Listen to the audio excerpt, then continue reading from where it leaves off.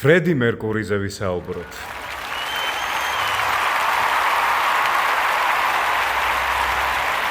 დარწმუნებული ვარ, ამ ადამიანზე რო არ მესაუბრა, ძალიან ბევრი გამიწბილდებოდით. წარმოდგენა არ მაქვს, რას ვილაპარაკებ, მაგრამ აუცილებლად ვილაპარაკებ და სხვა დანარჩენში დამეხმარეთ, იმიტომ რომ დარწმუნებული ვარ, ძალიან ბევრი გულშემატკივარი ყავს ამ ადამიანს.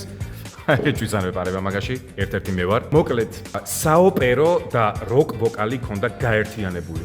ყელში ქონდა რაღაცა სასწაული და ამ ყველაფერს პლუს იმასაც აბრალებდნენ, რომ მისი ზედაყბის ფორმა იყო ისეთი, რომ ხმა მოდიოდა შესაბამისად აი ესეთი მოცულობის. არ ვიცი, შეიძლება ეს ლეგენდა, მაგრამ თავისუფლად შეიძლება ვიღაცა სამედიცინო ამბავში ამ კუთხით გარკვეულმა ადამიანმა დაგვიწეროს კომენტარი და გითხრას ეს სიმართლე შეესაბამება თუ არა. მეორე, რატომ ვამბობ, რომ საოპერო ვოკალიც იყო მის ხმაში? იმიტომ რომ მისი ფილტვების შესაძლებლობა იყო არა ამ ქვეყნიური.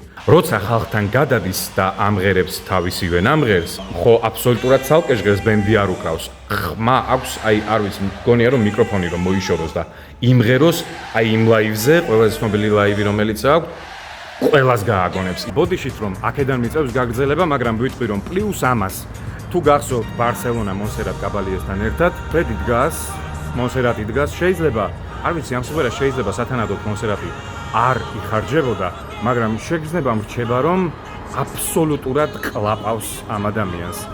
ძალიან დიდ ბოდიშს ვიხდი საოპერო ვოკალისტებთან, შეიძლება ვწდები, მაგრამ სადღაც ისიც მგონია, რომ ოპერის ვოკალისტების დამეთანხმებიან ამ ამბავში. მოკლედ, დიოს ემატება ფრედი მერკური, ჩემთვის უნაკლო ვოკალისტებში. მე არ მახსოვს ფრედისგან დეტონაცია. მიუხედავად იმისა, რომ მახსოვს მისი ჩახლეჩილი გადაღლილი ხმა, მაგრამ დეტონაცია არა.